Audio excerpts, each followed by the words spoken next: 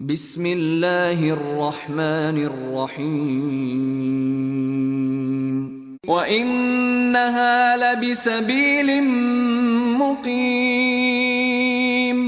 إن في ذلك لآية للمؤمنين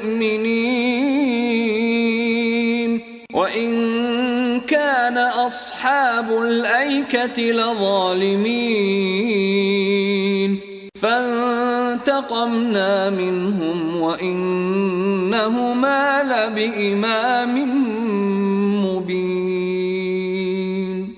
ولقد كذب أصحاب الحجر المرسلين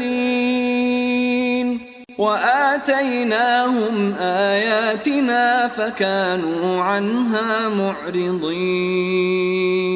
وكانوا ينحتون من الجبال بيوتا آمنين فأخذتهم الصيحة مصبحين فما أغنى عنهم ما كانوا يكسبون وما خلقنا السماوات والأرض وما بينهما إلا بالحق وإن الساعة لآتية فاصفح الصفح الجميل إن ربك هو الخلاق العليم ولقد آتيناك 7 من المثاني والقرآن العظيم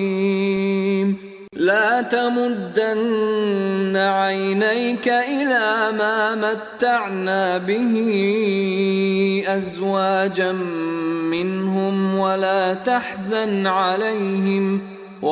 تحزن عليهم واخفض جناحك للمؤمنين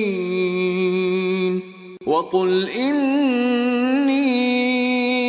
أنا النذير المبين كما أنزلنا على المقتسمين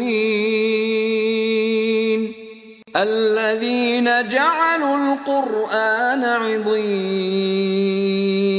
فوربك لنسألنهم أجمعين عما كانوا يعملون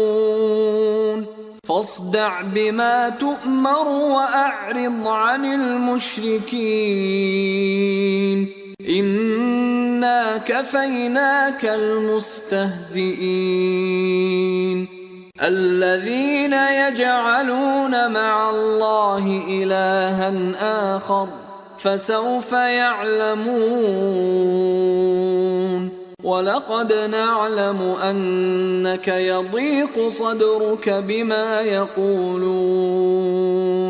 فسبح بحمد ربك وكن من الساجدين واعبد ربك حتى يأتيك اليقين